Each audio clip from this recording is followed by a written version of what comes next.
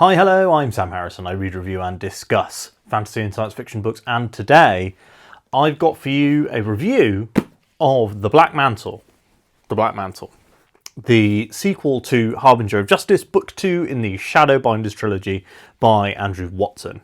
So, two quick disclaimers up front. Number one, this video is going to be spoiler free for The Black Mantle. There may be some very minor or vague setup stuff that I need to go over to talk about elements of the book. So if you want to go in completely blind, this is not the video for you. I am also going to be discussing, sometimes vaguely, sometimes not, the events of Harbinger of Justice, Book 1 in the Shadowbinders Trilogy. So if you haven't read that, this video, again, may not be for you. Unless you are one of those people who is happy to be spoiled and would like to just read the book for yourself anyway.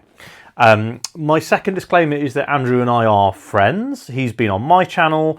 We've met up for drinks when I was in Scotland. He sent me this art copy.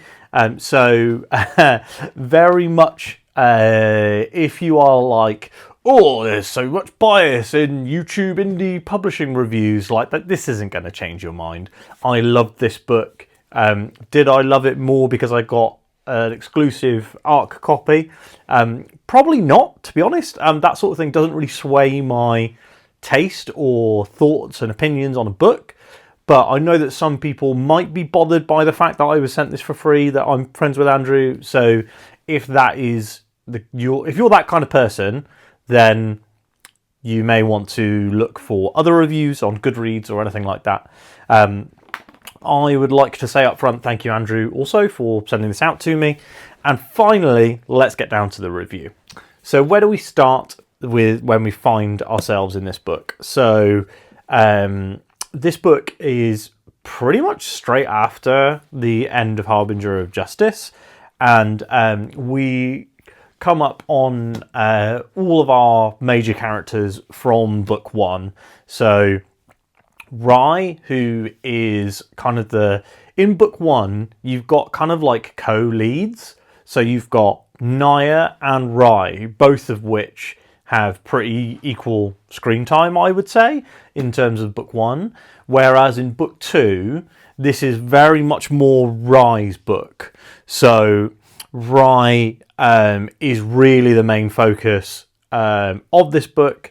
This book is threaded through with flashbacks, which tell you how Rye got to the point that he was at the beginning of Harbinger of Justice. So really, in a way, this is much more Rye's book than Naya's, as she, just by virtue of not being the flashback character, and also her supporting character, or like maybe a third protagonist, Kit. Kit has not equal. Kit is a major focus of Naya's chapters and Naya's arc. So you get to see a lot from Kit's point of view and Naya's point of view for her side of the story, whereas Rye's, we only have his point of view. So Naya's stuff is kind of spread out a bit thinner versus Rye, who has his own chapters, flashback chapters, etc., etc. So if you're a huge Naya fan, and I actually think Naya, Kit was my favourite character in book 1. Kit was definitely my favourite character, and he's done really well in this book. Andrew uses Kit's POV chapters quite sparingly, and I really liked that, especially because Kit is kind of keeping things from Naya in this book, and you don't want that to be immediately told to you as the reader. It's nice to have like that bit of mystery. Anyway, so this is a long book. My copy is 700 pages. I think the non-ARC version is 600 pages. I will say it was lovely to read from this because the spacing is really nice, the font size is really good. If I could make every single physical book I own like this, instead of being like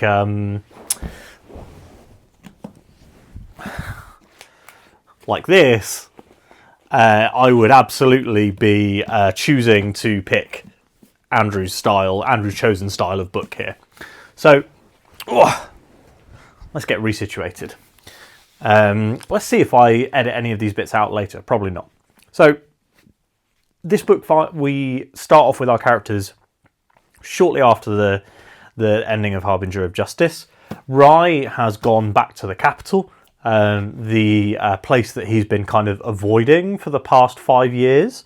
Naya and Kit have settled down and are trying to kind of restore a bit of normalcy and kind of chill out and have a bit of a normal life working in an inn.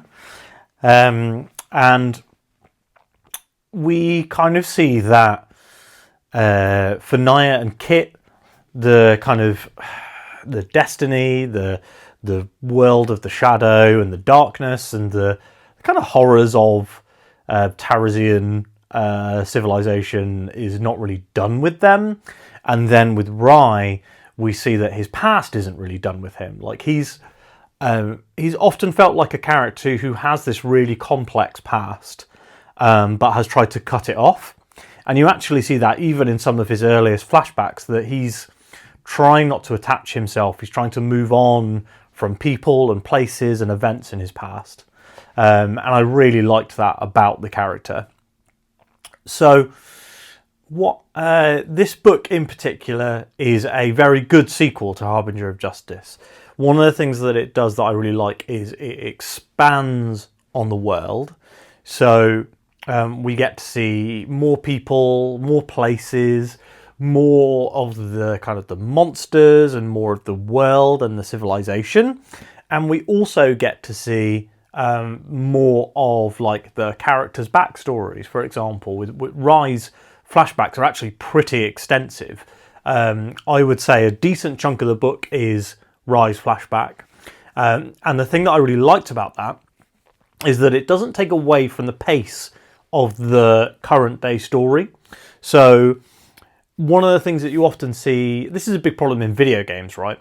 Where you have, let's pick Batman Arkham City, for example. So in Batman Arkham City, Batman is currently dying and has 24 hours left to live. He's been poisoned, he's going to die, and he's trying to kind of save Gotham before that happens. But then the entire game is full of little Riddler puzzle trophies and side quests. And I was playing this game and thinking, like, I don't want to do this side quest. I want to be saving Batman's life. He is dying. This needs to be done as soon as possible. So the urgency of the main story meant that I ignored the side stuff. And one of the things that you get in Black Mantle, I don't know why, I'm literally looking at the title right now. It completely left my brain for a second. One of the great things you get in Black Mantle is that Andrew is keeping the modern day story going at a pace, but he's able to dive deep into the characters, to dive deep into the world building by using the flashback chapters. So you don't have like the main characters are in a desperate chase against a dark god, and then suddenly they stop and have a coffee and chat about how the D-era weapons work, for example. What we see instead is when in the flashbacks Rye encounters D-era weapons and he's kind of training to use them, we get the full explanation there. So the person who knows what they're doing with them is teaching Rye how to use them, and that's a great explanation for us as readers that didn't pull me out of the story. I really enjoyed that. So the next thing that I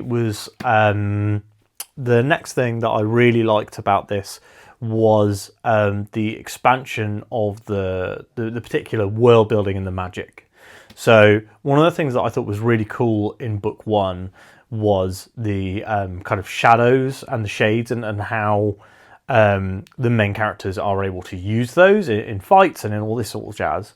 But one of the things that I thought was really good in Black Mantle is that Andrew not just gives you a bit more background on the shades and how they're related to the kind of dark presence in the other world. He also starts to link these things together. So he's like, right, these monsters in the desert, they're actually a aspect of this part of the magic system, and this part of the magic links back up to this dark god who links back down to these shades, and he kind of pulls it all together in a really smart way. So it's almost like I've seen in some in fact, you know what, here's a really good example. In Watchmen, right, Alan Moore created Dr. Manhattan, who is this superhuman who is, you know, basically all powerful, almost a god. And he then thinks, right, if this person exists, what's the impact on society? So one thing that you'll notice in Watchmen is it's 1986, which is when that story is set, but they have electric cars. And they have electric cars because, due to Dr. Manhattan, he was able to come up with and invent a battery that was more efficient and usable for electric cars in the same way it is now. So in the modern day, we have electric cars because the battery technology has moved on. And that's what Dr. Manhattan is able to do in 1986 because of that whole thing. So one of the things that we're seeing in the Black Mantle is that Andrew's gone like, okay, so if there are these shades and there's this dark god, what does this dark god do here? Like, how are these enemies related to this magic? How is the desert and the way that the desert works with the black sand at night and things like that? How is that all related? How is it all connected? And I really, really like that. That might have been my favourite aspect of the book, is the really smart expansion on the world building. And again, I feel like Andrew has thought of, and maybe I am ascribing intent where there was none, but I feel like Andrew has thought about his world, thought about it logically from a, okay, so if this is there, then this happens, then this happens, then this happens. Does that make sense? And I genuinely, I look for that a lot in my series. So you often see things like, Brandon Sanderson is very good at this. So if, you know, you have allomancers, then people are not going to wear as much, you know, wearing metal becomes like an ostentatious thing. And all this sort of stuff. I thought it was really, really smart. And Andrew, again, has done something very smart here in the way that he's built his world. And I genuinely really like that. So I talked a little bit before about how this is Rye's book. And I don't know if this is Rye on the front cover. I have my suspicions it might be someone else, actually. And the thing that I really like about this is this cover's actually almost a bit of foreshadowing, because I wasn't expecting this sort of scene to take place in the world of the Shadowbinders. So where we are in book one, a lot of the like action is smaller scale, is, you know, one-on-one or one-on small group. But this story really builds up to the point where we have, you know, this bigger action, and Rye is really at the center of that. So Rye is, you know, one of the first people to get a shade, and he's been spending his time over the past few years searching the country for more people with shades. And we find out through the flashbacks, we find out kind of how he got so strong and so capable with his fighting. We find out, you know, all the way back to where he's from. And we find out about, you know, his relationship with the Empress, which was hinted at a lot in book one. And I actually really enjoyed her character as well. I thought that her name's Imiani, and I really liked the way that she was portrayed in the book. And she wasn't just kind of like a damsel in distress to be rescued. She had a little bit of her own agency, and she, you know, really didn't like Rye kind of abandoning the Empire and all this sort of jazz. I really liked the kind of slow build-up that we have in the flashbacks as well. And one of my big problems with, for example, Way of Kings, I think is the worst flashbacks for in the Stormlight Archive. And that's the other book series that heavily uses flashback in the same way that Shadowbinders does. In Way of Kings, I felt like you get to see all of Kaladin's life from, like, youth to adulthood, and I did feel like a lot of that was kind of wasted page. Like I would have rather have spent more time in the present day, or that the book be shorter. And as I'm reading The Black Mantle, I'm thinking about that in terms of the flashbacks in The Black Mantle, and I don't think there's any flashback sequences that I would throw away. I think that Andrew has been really good with keeping the flashback sequences to the most pertinent moments, knowing when to skip a few years in these flashbacks. So, I mean, we start at like 21 years ago, I think. Do we start 21 years ago? This is... I mean, I'll find out, because this chapter I've opened the book to is a flashback.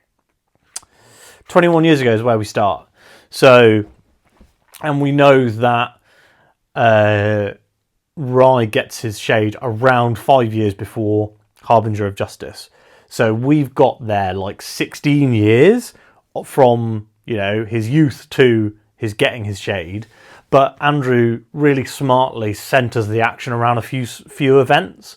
So, like, for example, we get tons of chapters that are like 13 years ago, if that makes sense. So yeah, I really like that. I like seeing the kind of smart expansion on his origins that we did learn a little bit about in the first book. And overall, I felt like Rye was not just like the main focus, but he is also kind of the star. He's got the most, he's the most kind of well-developed character now in the Shadowbinders world. Moving on to Naya and Kit, I'm going to talk about them kind of together, because their storyline is very much these two people are trying to do this thing.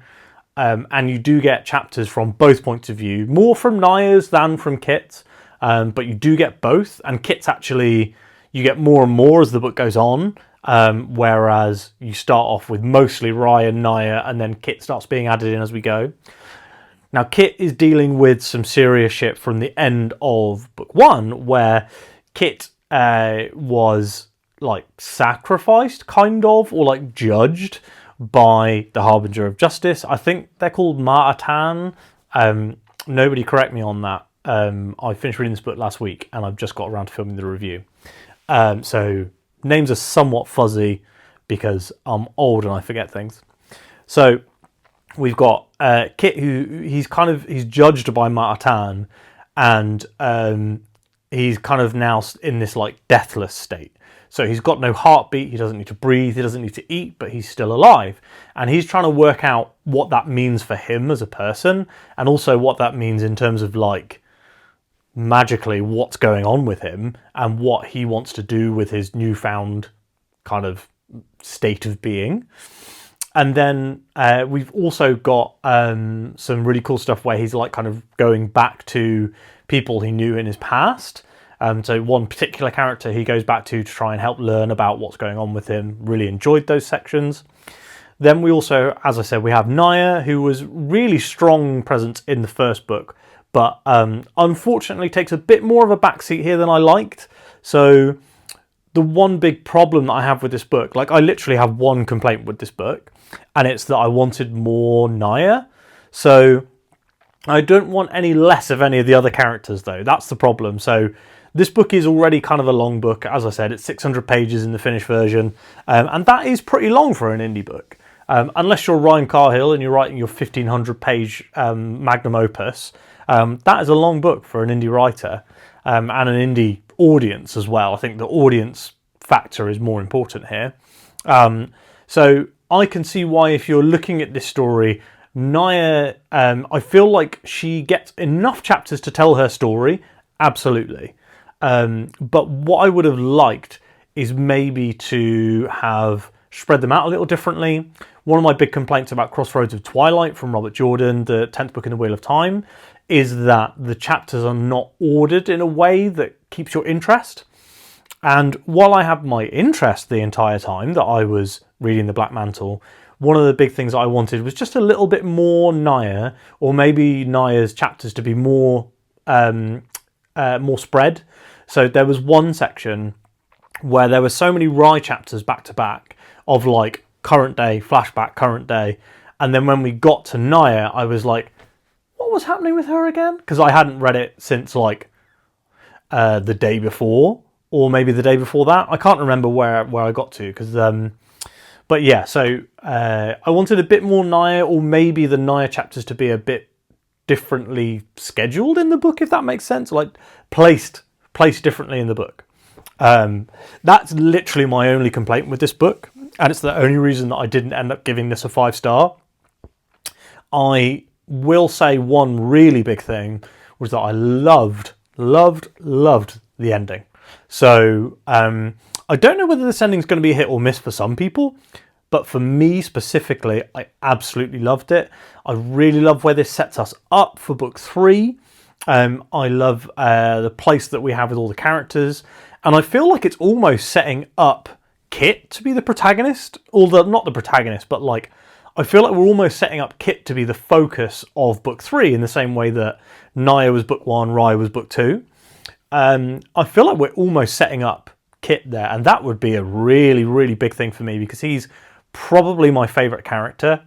I would love to see more expansion on him and what he can do now in his deathless state. I really liked a lot of the stuff that we led up to in the end. There were a couple of character deaths that I was genuinely really sad about.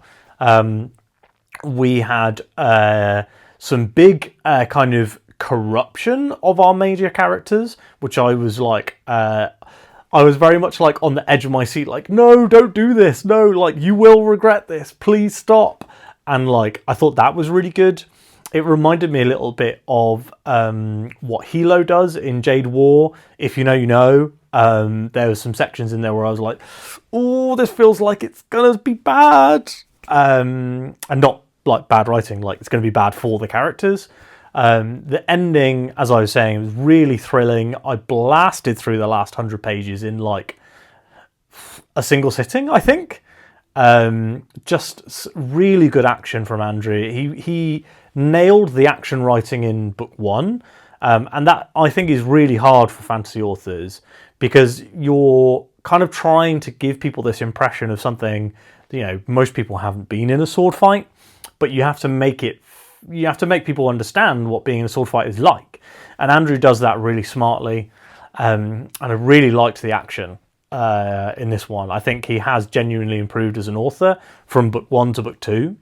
And while I didn't love the novella, Silence is Silver, I actually honestly think that Andrew is just a better novel author than he is a a novella author. So in the novella, I feel like there were some elements where I was like, oh, I would rather had this or rather had that, but I didn't really have that feeling at all, apart from the Naya stuff. And again, you know, this book is probably as long as it needs to be.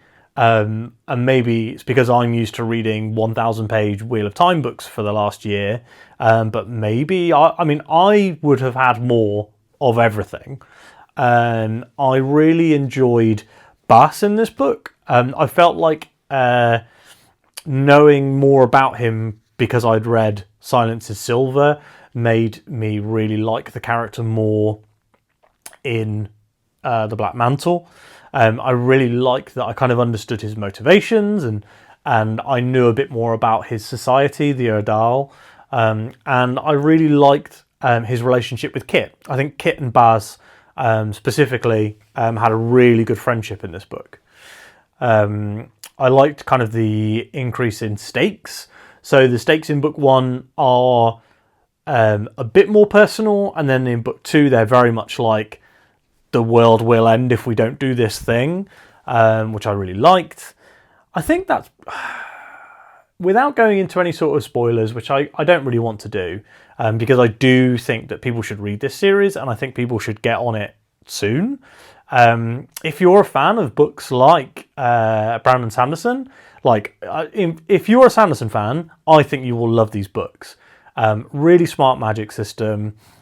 Really good world building, which is very consistent, which is a thing that you don't see with some other fantasy authors. They'll be like, oh, well, the magic in this is like this kind of magic, and then suddenly there's like a lightning bolt guy or whatever, you know? And I just genuinely really enjoyed this. It was a great experience. It was a really quick read, actually. So I only had the physical version of this for a decent chunk of my time reading it. And sitting down to read a physical book is weirdly, even though I love doing it, something I don't have a lot of time for. So my physical reading time is basically when the kids have gone to bed and I've cleaned up the house until which is often as 9 p.m. to 10 p.m. or 10:30 when I start to feel too tired to be able to read properly.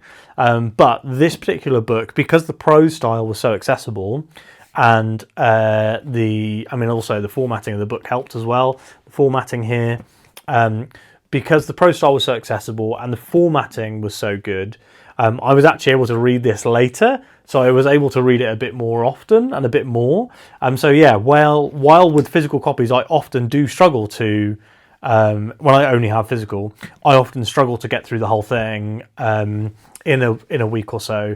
It was only a little bit over a week on this that I ended up taking reading. I think maybe close to 2 weeks. I don't know. But I was also co-reading this with another book. So lots to think about there. This is a really fast read and I really liked it. And if you are interested in this kind of desert story, or if you have read Harbinger of Justice and you weren't sure whether it was worth reading book 2, I can tell you right now, go out and get this bad boy. It is available on Amazon. It's available via Andrew. And also the physical hardback edition I have seen on his YouTube channel is real nice. It's got a lovely naked hardback of this artwork. The cover's by Felix Ortiz, and he's done a fantastic job. Again, we'll come back to the point that I am maybe a bit biased because I am a fan and friend of Andrew's. However, I'm also a fan of a lot of authors that I read, and I don't tell you that I love them in those videos. So I'm not sure why I spent too much time on that here. Time to close out this video. So I'll let you know, as I said, this is a 4-star read. Really enjoyed it. Cannot wait for the threequel. I am really glad that I didn't sign up for Andrew's beta reading team, because I'm really excited to have read this finished article, you know, the full final version after all the tweaking, because I don't have time to read books twice and I don't want to read a beta and then a final version. Do you know what I mean? So yeah, really glad that I didn't join up to the beta reading team. Really excited to have got my first fancy exclusive ARC. I've been sent a few review copies, but nothing with actual ARC stuff on. Anyway, that's the end of this video. If you have read Harbinger of Justice, I'll tell you unequivocally you should read The Black Mantle. Silence is Silver is worth reading for the background and backstory for Bas. You could almost read it like tandem with this book, because a lot of it is almost like another flashback character, if that makes sense. Super excited for book 3, which is called Storm of Shadows, I think. Andrew said it at the back of the book and I was like, oh my god, he's revealed the title. But apparently he'd already done that, and even already done it specifically to me on Patreon. So, you know, whatever. Anyway, I hope that you guys have enjoyed this video. One other thing to mention very quickly is that my videos are now available as podcasts. I am currently in the process of making sure they go on Spotify, Apple, YouTube. So you can listen to these videos as a podcast and subscribe that way if you'd like. If you don't want to do that, if you want to just stick on YouTube, I completely understand. And some of these videos do contain some visual references. So YouTube is probably always going to be the best place to follow. But I hope you've enjoyed this video. I hope that you have liked it. And please, if you give it a like if you have. Drop a comment down below and let me know whether you're planning on reading this book. I'd love to hear from you. And if you've also got any other indie fantasy recommendations, please drop them down in the comments below. And finally, if you haven't subscribed to this very YouTube channel, you should, because we're building a lovely community here and I would be really happy to have you. Thanks so much for watching, and I'll speak to you on Wednesday.